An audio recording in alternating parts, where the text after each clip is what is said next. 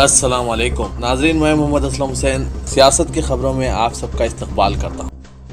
केरला के मंदिरों में अब आरएसएस की शाखाएं नहीं लगाई जाएंगी। ऐसा इसके लिए केरला में मंदिरों का इंतजाम व इंसराम देखने वाले तिरुवनंतपुरम देवासिम बोर्ड ने एक सर्कुलर जारी कर इस पर पाबंदी लगा दी। ये सर्कुलर 18 मई को जारी किया गया, जिसके मुताबिक बोर्ड के मातहत आने वाले सभी मंदिरों में अब आरएसएस की शाखाएं मुनक्किद नहीं की जाएंगी।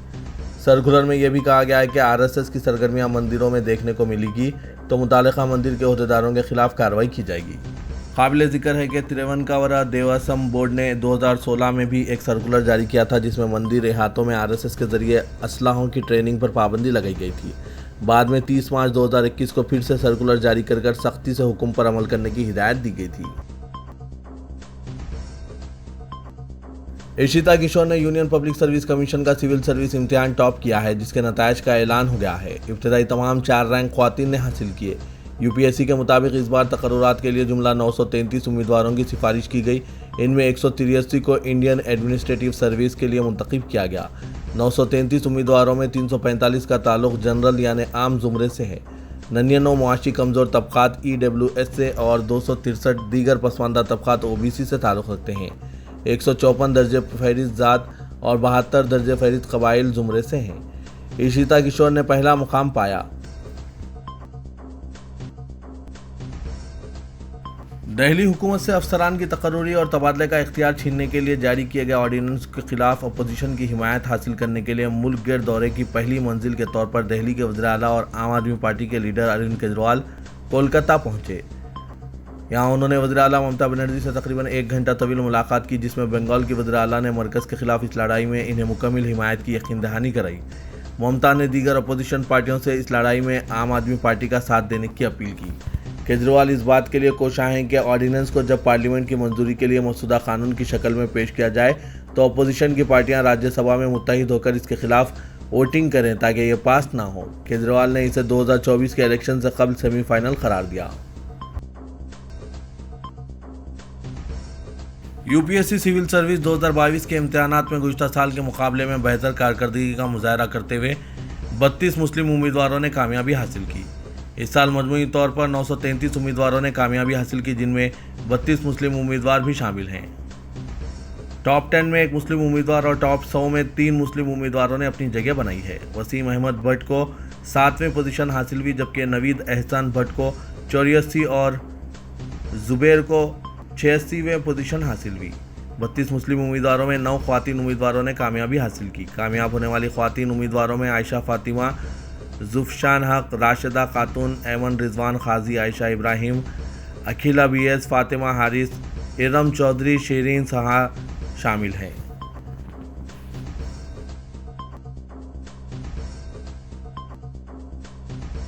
जमात-उल-उलमा हिंद के सदर मौलाना महमूद असद मदनी ने जमात-उल-उलमा हिंद के सदर मौलाना अरशद मदनी को एक मकतूब लिखकर दोनों जमातों के इत्तेहाद की कोशिशों की सताइश की है। उन्होंने मौलाना को मुखातिब करते हुए कहा कि दोनों जमातों के माबीन मसालिहत और इंज़माम की कोशिशों और इस सिलसिले में आपकी सरपरस्ती और मुस्बित रवैये के बाअस हमने बहुत हद तक इख्तिलाफ को रफ़ा करने की अदालती तनाज़े से एहतराज़ और बाहमी क़ुर्बत पैदा करने में कामयाबी हासिल की है, जिसे जमाती सतह पर और मुल्क में उमूमी तौर पर इस्तेहसान की नज़र से देखा गया। आपकी रहनुमाई और ताउन के बगैर ऐसा मुमकिन ना था, इसके लिए हम आपके बेहद ममनून हैं। मौलाना महमूद मदनी ने मज़ीद लिखा है कि यह भी हकीकत है कि मुकम्मल इंज़माम के लिए जिसकी कोशिश करते रहे हैं, जमाती इकाइयों की मुख्तलिफ सतह पर पूरी तरह फ़िज़ा हमवार नहीं हो पाई है। इसलिए बावजूद हुस्न नीयत और सही मुसलसिल के हम मुकम्मल इंज़माम की मंजिल नहीं तय कर पाए। लिहाजा हम अल्लाह रब्बुल इज़्ज़त के फजल से ये उम्मीद रखते हैं कि दोनों जमातों की इकाई अपनी जगह मिली काज व सरगर्मियों को आगे बढ़ाते रहेंगे।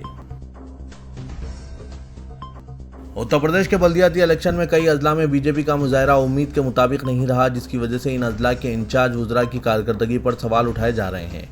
पार्टी के जिम्मेदारों ने बल्दियाती इलेक्शन में बेहतर और ख़राब कारकर्दगी के पेश नज़र रिपोर्ट तैयार करके आला कमान को भेज दिया है। ज़राए के मुताबिक रिपोर्ट की बुनियाद पर काबीना में शामिल ऐसे वज़रा को हटाकर इनके मुकाम पर नए चेहरों को वजारत में जगह दी जा सकती है, जिसमें रामपुर में मोहम्मद आज़म खान का खिला मस्मार करने वाले बीजेपी के नौमुंतखब मेंबर असम्बली आकाश सक्सेना और लखनऊ के राजेश्वर सिंह के नाम पेश हैं। वहीं कई इंचार्ज वज़रा को हटाने की बात भी कही जा रही है। इन तोसी में लोकसभा इलेक्शन का खास ध्यान रखा जाएगा, क्योंकि बीजेपी आलाकमान का मानना है कि मेहनत करने पर यहां की तमाम लोकसभा सीटें बीजेपी को हासिल हो सकती है। कर्नाटक के साबिक वजीर और 5 मरतबा के रुकने असेंबली यूटी खादिर ने कर्नाटक मुखन्ना असेंबली के स्पीकर के ओहदे के लिए कांग्रेस उम्मीदवार की हैसियत से नामजदगी दाखिल की। खादिर मंगलुरु असेंबली के हल्के के रुकने असेंबली है। उन्होंने असेंबली सेक्रेटरी के दफ्तर में chief minister Siddaramaiah, deputy chief minister DK Shivakumar, वजीर जमीर अहमद खान और दीगर कांग्रेस कायदीन की मौजूदगी में अपने कागजात नामजदगी दाखिल किए। कर्नाटक के वज़ीर आला सिद्धारामैया ने रियासत में अखलाकी पॉलिसिंग के खात्मे का अज़्म किया और पुलिस अहदेदारों से कहा कि वो इस बात को यकीनी बनाएं कि नज़्म व कानून की बरकरारी के दौरान मज़ाहिब के दरमियान कोई इम्तियाज़ ना हो। कांग्रेस हुकूमत के क़याम के बाद आला पुलिस अहदेदारों के साथ अपनी पहली मीटिंग में उन्होंने मुतालिका अहदेदारों को वार्निंग दी कि अगर नज़्म व कानून की सूरत हाल बिगड़ती है तो इन्हें जवाबदाह बनाया जाएगा। उन्होंने अहदेदारों को हिदायत दी कि वो सोशल मीडिया के पोस्टों के जरिए हम आहंगी में खलल डालने वालों के खिलाफ सख्त कार्रवाई करें। महात्मा गांधी के पोते तुषार गांधी ने एक किताब की रस्म इजरा के मौके पर वीडियो कॉन्फ्रेंस से खिताब करते हुए कहा कि ये देश इसी वक्त मजबूत, ताकतवर और पुरअमन रहेगा जब गांधी के नज़रिए पर अमल किया जाएगा। आज के दौर में कुछ अनासिर महात्मा गांधी के किरदार पर सवाल उठाने लगे हैं, इनके हिंदू होने पर सवाल खड़े कर रहे हैं। ऐसी जहनीत रखने वाले नथुराम गौडसे के पैरोकार हैं। मेरा साफ मानना है कि हिंदू और हिंदुत्वादी में वही फ़र्क है जो गांधी और गौडसे में है। मारूफ दानिश्वर प्रोफेसर अपूर्वा आनंद ने अपने खिताब में कहा कि गांधी जिस ज़माने में थे वो फ़िरका परस्ती के मसाइल से नब्रो आज़मा थे, हिंदू मुसलमानों के ख़िलाफ़ थे और कहीं मुसलमान हिंदुओं के ख़िलाफ़ थे। उन्होंने दोनों को सामने रखते हुए मुल्क की तामीर और बेहतरी के लिए जद्दोजहद की, लेकिन हालिया दिनों में अब मसला फ़िरका परस्ती का नहीं है बल्कि अक्सरियतवाद का है। मुल्क का अक्सरियती तबका कानून और दस्तूर पर भरोसा रखने के बजाय अपनी मर्जी का निज़ाम चाहता है। कानून की हुक्मरानी के बजाय वो अपने मिजाज के मुताबिक हालात से निपटना चाहता है। इसकी सोच ये बन गई है कि अक़लियतों और मुसलमानों पर जुल्म करना कानून की खिलाफ वर्जी नहीं है।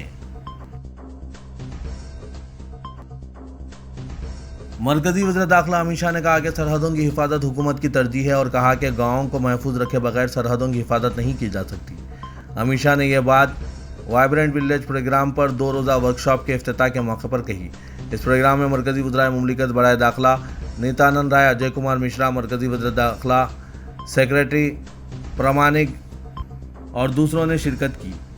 उमूर दाखिला और कई दीगर मरकजी वजारतों के सीनियर अहदेदार ने भी शिरकत की। उन्होंने कहा कि शिनाख्तशुदा गाँवों में सरगर्मियाँ बढ़ाने, नकल मकानी रोकने, शहरी सहूलियात की फराहमी जैसे काम किए जाने चाहिए और इस बात को यकीनी बनाया जाए कि मुल्क की सरजमीन से ज़्यादा शहरी बिलखुसूस नौजवान सयाहत के लिए इन गाँवों में आएँ और मुल्क की सरहदों की सूरत हाल से आगाह रहें। ये एसोसिएशन बहुत अहम है। वज़ीर-ए-आज़म नरेंद्र मोदी ने आज 4 शुंबे को ऑस्ट्रेलिया के सिडनी में अपने ऑस्ट्रेलियाई हम मनसब के साथ 2 तरफा मीटिंग की। मीटिंग में हिंदुस्तान के वज़ीर ख़ारजा एस जयशंकर और कौमी सलामती के मुशीर अजीत डोयल ने भी शिरकत की। पीएम मोदी को 4 शुंबे को ऑस्ट्रेलिया के सिडनी में एडमिरली हाउस में एक रस्मी गार्ड ऑफ ऑनर से भी नवाजा गया। वज़ीर-ए-आज़म मोदी ने सिडनी के एडमिरल्टी हाउस में मेहमानों की किताब पर भी दस्तखत किए।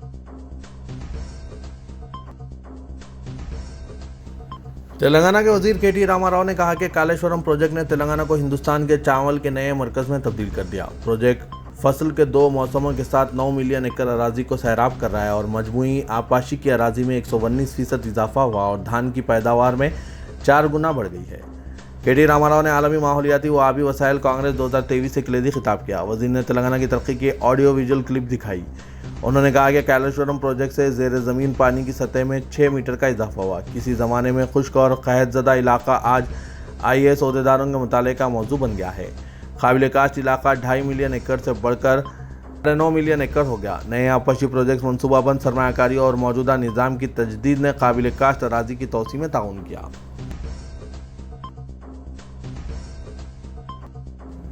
चीफ मिनिस्टर तेलंगाना के चंद्रशेखर राव ने कहा कि हुकूमत तमाम मजहबी अक़लियतों की तरक्की और खुशहाली के लिए पाबंद अहद है। उन्होंने कहा कि हुकूमत का मकसद है कि मुख्तलिफ मज़ाहिब के मानने वाले लोग तेलंगाना में जो अमन व अमान और गंगा जमनी तहजीब का गहवारा है पुरसुकून माहौल में ज़िंदगी बसर करें।